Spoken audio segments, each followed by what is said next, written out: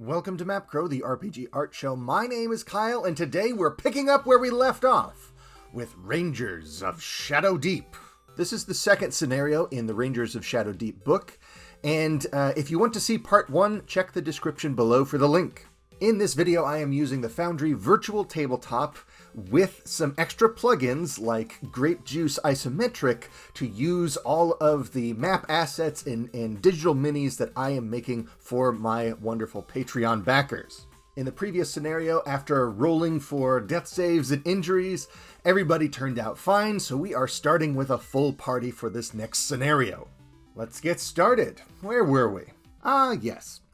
Examining the bodies of the zombies along with the other clues from the village left little doubt. The village had been attacked by some horrific, unholy beasts whose venom reanimated the dead. Having just carried out their grisly deeds, they will have likely retreated to the nearest shelter to slowly feast upon the missing villagers or turning them into more of their kind. Your duty is clear. Taking just enough time to patch up your wounds and make a quick pyre for the dead, you set off after them. You must find them, destroy them and any nests they have made, and if you are lucky, rescue any survivors. After rolling some pre-game setup, it is time for turn 1. We start with the Ranger phase, which means I get to move my Ranger and 2 of my allies. Right off the bat, my Ranger spots a potential survivor. He rushes over to dig the villager out of this abyssal wax they're covered in. But alas, it was too late for this one. Not even enough of the body left to identify who it was. Curse you, abyssal creatures! The dutiful Marpy uses all of its movement to rush to the next potential survivor. Though humbled by the last battle, the wild man rushes forth to meet his foes. It is the enemy phase now, and one of the hand candles, one of the terrible beasts that have done this to this village, scurries out of the graveyard like a spider from hell. The ranger's keen senses detect distant scurrying in the foggy depths of the woods. This situation seems to be getting out of hand. On the companion phase, the conjurer ventures forth to place a protective charm on their friend, the wild man. The Templar too marches into the battlefield, staying close to their friends, not wanting to meet combat outnumbered. Suddenly, springing from the veins of the earth, a hand of glory emerges with more monsters and treasure disgorged from the ground. A not-so-lucky draw in the event phase. Fearing their alchemical toxins of undeath, the ranger retreats to fire an arrow at another one of the hand candles, destroying the foul thing with a single arrow. Joining the fray, the Marpy hops up on the log to attack the nearest foe, savagely shredding it to bits. The Templar, having seen far worse in the catacombs of foreign lands, hacks apart the Hand of Glory before it can send forth more monsters, even as they scurry forth from the other side of the forest and leap into combat. The Marpy fights for its life, fearing the undead toxins might turn it into one of them. But it doesn't come to that, because it is so grievously wounded. It is removed from the battlefield to the limbo between life and death to await its fate at the end of the scenario. The wild man kicks off the companion phase by leaping forth with vengeance, smashing the fell beast to a pulp with his mighty two-handed caber. Meanwhile, the conjurer moves to intercept some unclaimed treasure. In the event phase, more moaning undead shamble in from the edges of the forest. The ranger advances towards the next hopeful survivor, taking aim at one of the monsters, pulverizing it with a critical hit. Confident in the protective magics of the conjurer, the wild man too ventures into the battlefield, hoping to save one more of the survivors. Blessed success! Finally, some hope! A beam of sunlight in this darkness. A villager is saved! And having learned from his mistakes, The wild man encourages the villager to flee the battlefield at the nearest opportune time to save his own skin. But the enemy is swift to move upon the wild man. But its hateful lust for blood only gets it killed.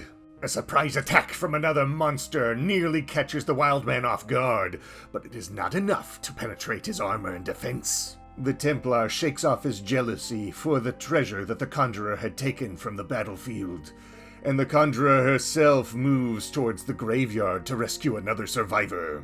Success! Another villager is rescued from the hellish wax, and their pet duck too. The villager runs for the edge of the battlefield, for safety. But the event phase brings more slobbering undead into the forest. Safety is far from assured. It's turn 4, and the ranger attempts another daring rescue. But who he pulls forth from that hellish wax is no friend at all. The wild man attempts to slay the beast that attacked him on the previous turn, but to no avail, so it is up to the Templar to finish the job. Smelling the supple flesh of the living on the air, the undead shambles into the graveyard, while the ranger's own dance partner invites him to the polka. A sudden blizzard plunges the whole forest into an unsettling darkness, and visibility becomes scarce. The bow of the ranger will be less useful from here on out.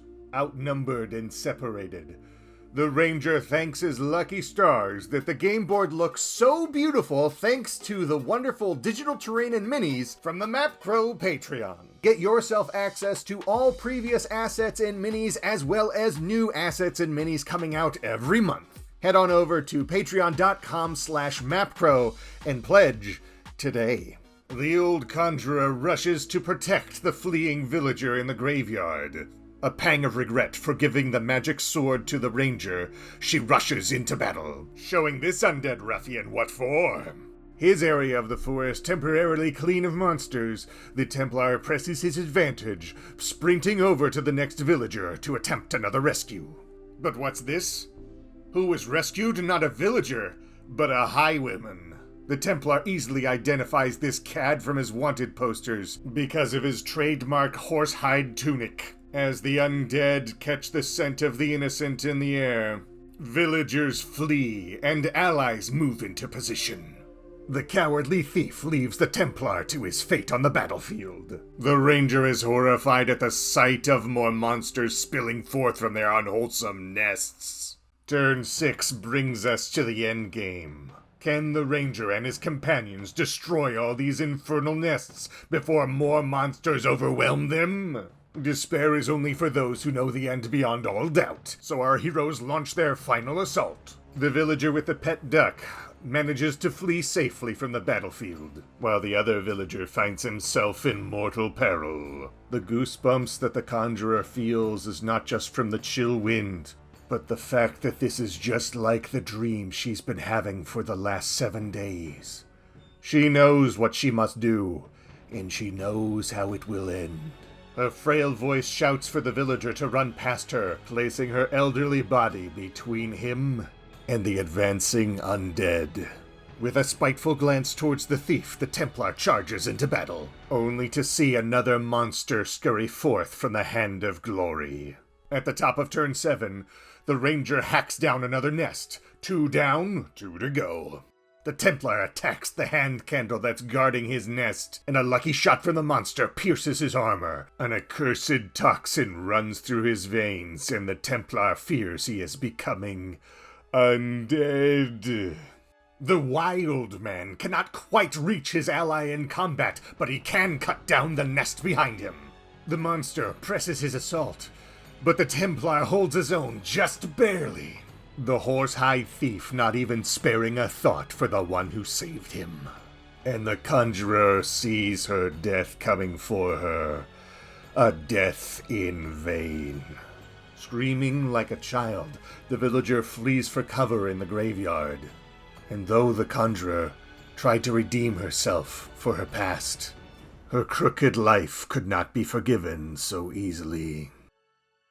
Suddenly, the waxy sludge from the nest reaches out and encases the ranger. The event phase has punctuated our hero's darkest hour. As turn 8 begins, the wild man leaps into battle to save his poisoned friend, obliterating the beast as the Templar flees to safety. To everything, there is a season. A time to be born and a time to die. A time to kill, a time to break down, a time to weep, a time to mourn, and a time to flee for your cowardly, miserable, flea-bitten life! And more monsters scurry in for the blood of the weak. It's the top of turn 9, and the ranger struggles for his life to free himself from this hellish wax, barely finding the strength to climb to his feet and meet this new wave of unholy monsters. With his fading strength, he slashes at the beast with the sword of his fallen mentor. And the wild man, in a grim calculus of battle, decides to attack the final nest and face his own foe rather than save his friend. But courage, that is so fadingly rare in our age, carries the day. And as the wild man turns to sprint to help his last friend on the battlefield, he too is seized in this hellish wax. It is the dawn of the final turn. The ranger just barely defends himself against the onslaught of monsters. He lives, for now. With his savage strength, the wild man breaks free of his waxen bonds and rushes to help his final friend. Bruised and exhausted, the ranger manages to fend off one more attack from this foul creature, just in time for another to join the battle. And that's the end of the game. I mean, technically I won. I need to tally up experience and make death saves and everything, but yeah, that mission only has 10 turns, so yeah, there you go. I did actually enjoy myself so much, I lost track of a turn somewhere, so I ended up playing like a full 11th turn, but this has been an absolutely wonderful episode to make. I really like playing these solo skirmish RPG games, whatever they're called, on Foundry. Gosh, it's just so frictionless. And again, I have to recommend Rangers of Shadowdeep as a really wonderful experience. Whether you're playing it with minis or you're playing it with a virtual tabletop, it's really wonderful to watch this story emerge. Now, you do kind of have to pay attention to that story that is emerging. I think it could very easily feel like a game of chess by yourself. But, you know, with the character models and the weather effects and all this, it's just so easy to get lost in the fun of it. I am looking forward to trying, I think Forbidden Psalm is the next one I'm going to do, which is a solo skirmish game that is based off of Morkborg, and I'm very excited to play that, probably sometime at the end of next month, so be on the lookout for that. These actual play episodes are a lot more effort to make, so if you want to see more of them, if you want to show your support for what I'm doing here and the art assets that I'm creating, check the links below. You can head over to my Patreon for just $5 a month. You can get subscribed to get them delivered directly to your email inbox, or if subscription services aren't your thing, I also sell each asset pack individually on my itch store, which is also in the links below. Oh, and don't worry, the Marpy does live in the end. He does make his death save. Marpy is fine. I don't know quite what I'm going to do for the next video, but until then, my friends, farewell.